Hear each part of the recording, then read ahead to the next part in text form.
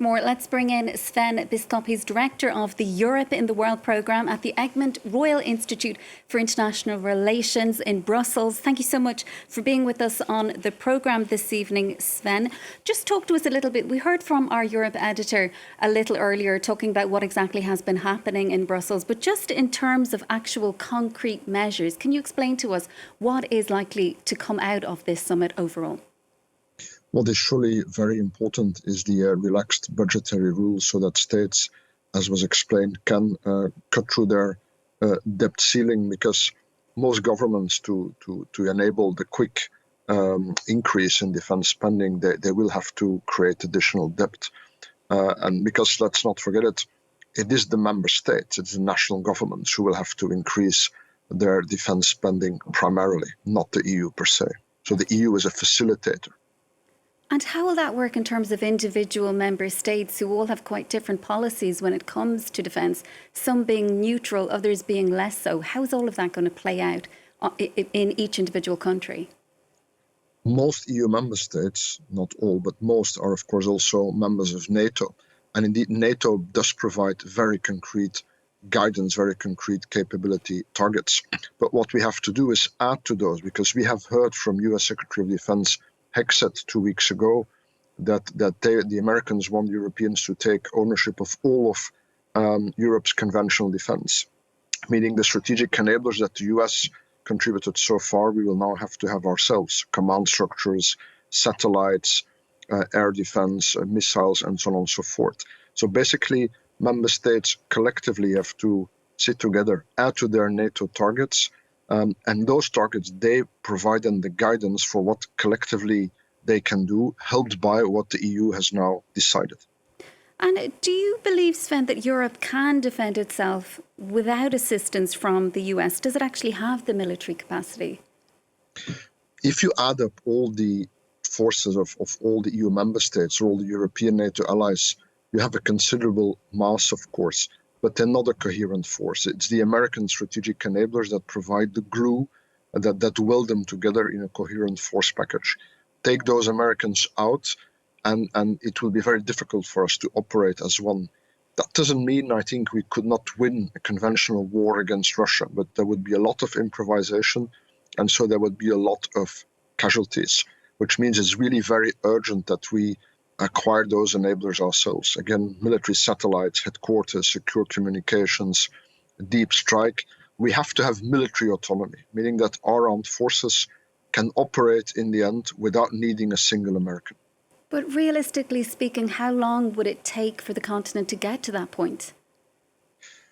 I would say that by 2030, we ought to have the capacity to do so if we act fast now. And do you believe that the EU is capable of acting quickly? It has dragged its feet when it comes to certain issues. It did move quite quickly, though, when it came to COVID, when it came to Brexit. It was able to come together. Do you think that's going to happen this time? This has been such a shock. Basically, the United States telling us that we are no longer sure of transatlantic solidarity.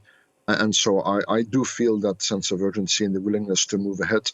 And in my view, the 26 going ahead with supporting Ukraine without Hungary is also a sign of that. Things have become too important for silly political games, and if Orban wants to play them, he's pushed aside. That's urgency. And what about potentially deploying troops to Ukraine? Who would do so in the event that a peace deal is agreed? Apart from France and the UK, we're not seeing many countries willing at this point to step up to that challenge. I think quite a few have already added that they would be willing to join if our guarantee to Ukraine is guaranteed in turn still by the United States through NATO. Belgian Prime Minister, for example, has said so before joining the summit. I think definitely Germany and Poland would have to join. And then you have the critical mass that would enable us to deploy troops and provide a credible security guarantee. And we heard from French President last night talking about France's nuclear deterrent. We're hearing that EU leaders were kind of cautiously receptive to that, mostly those in Eastern Europe. How, though, would that actually work in practice? Macron talking about opening a debate about extending that nuclear umbrella to the rest of Europe. In theory, of course, France could decide to offer that nuclear guarantee to all EU member states. EU member states could do nuclear sharing, as we now do with the United States. For example, the Belgian Air Force can deploy American nuclear bombs. The Netherlands, Germany, Britain, Italy do the same. A similar arrangement, one could imagine it with France. So the weapon would remain in French hands. It would not be Europeanized, but France would give a European guarantee. It is theoretically possible, but I think completing our conventional force package, that's the more urgent thing now, while we remain under the American nuclear umbrella. That said, I am very happy that the French force de frappe as an independent nuclear force does exist. And Sven, we've heard from the Ukrainian president this evening saying that he's going to go to Riyadh next Monday for talks with US officials. Now, we saw obviously how disastrously his encounter with Donald Trump went last Friday. What do you expect to come from those talks on Monday? I try to remain hopeful in spite of the shameful spectacle that we saw last Friday in the White House.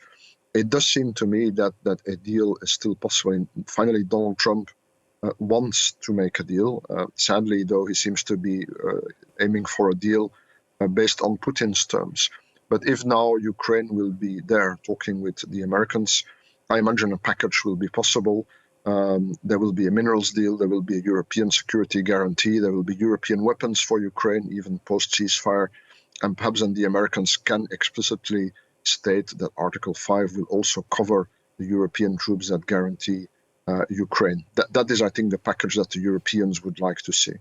Sven, thanks so much for your insight and analysis. We'll have to leave it there for now. That's Sven Biscop, Director of the Europe in the World Programme at the Egmont Royal Institute for International Relations. Well, as EU nations